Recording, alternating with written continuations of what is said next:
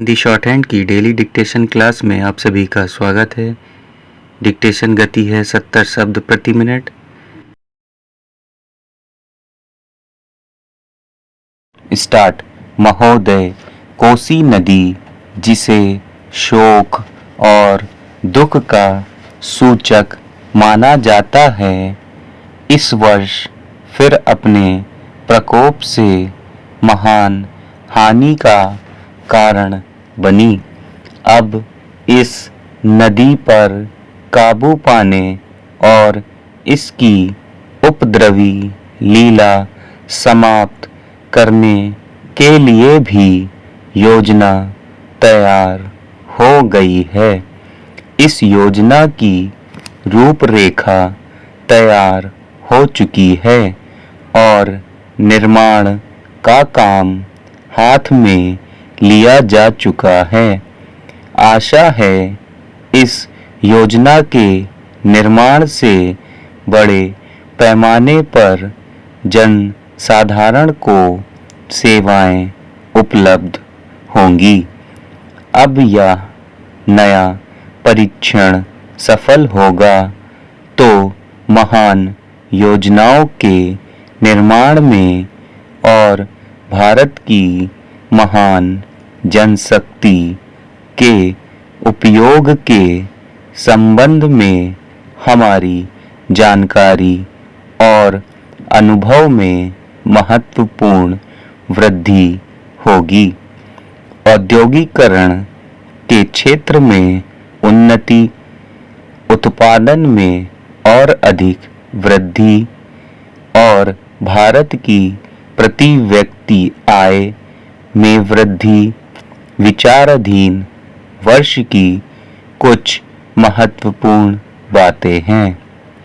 औद्योगिकरण के साथ ही रोजगार के क्षेत्र को विस्तृत करने के प्रयत्न भी बराबर जारी हैं।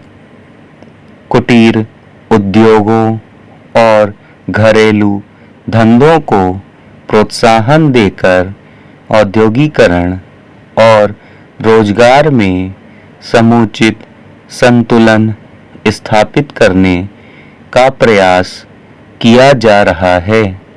यह बात अभी स्वीकार करते हैं कि यदि भारत के जनसाधारण को उदासीनता और हार मानने की भावना से मुक्त करना है तो बढ़ती हुई बेरोजगारी को दूर करने का उपाय करना होगा। इस दिशा में घरेलू उद्योग धंधे बहुत से लोगों को आंशिक या पूर्ण उपयोगी काम देकर इस समस्या का बहुत कुछ समाधान कर सकते हैं। इसलिए पंचवर्षीय योजनाओं में पुराने घरेलू उद्योगों को पुनर्जीवित करने और चालू कुटीर उद्योगों को प्रोत्साहन देने की व्यवस्था की जा रही है। विदेशी मामलों के क्षेत्र में हमारी सफलता और भी अधिक है। हमारी नीति, जिसे मैं सक्रिय और सोउद्देश्य तटस्थता की नीति कहना चाहूँगा, वास्तविक व्यवहार में किसी भी देश अथवा यहाँ के लोगों को अपना शत्रु ना समझने की नीति है। इस नीति के फलस्वरूप हमें विश्व शांति के पक्ष की कुछ सेवा करने का अवसर मिला है। हम प्रसन्न और आभारी हैं कि संसार के राष्ट्रों में भारत का स्थान इतना ऊंचा है।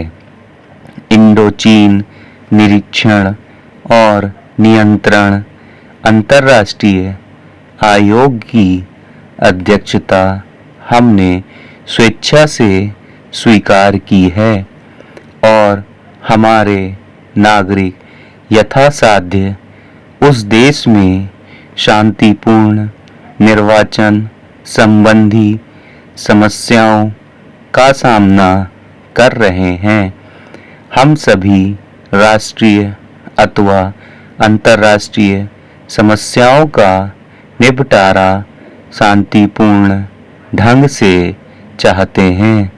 मुझे बहुत प्रसन्नता है कि भारत में फ्रांसीसी बस्तियों की समस्या शांति और सद्भावना के वातावरण में सुलझ सकी है।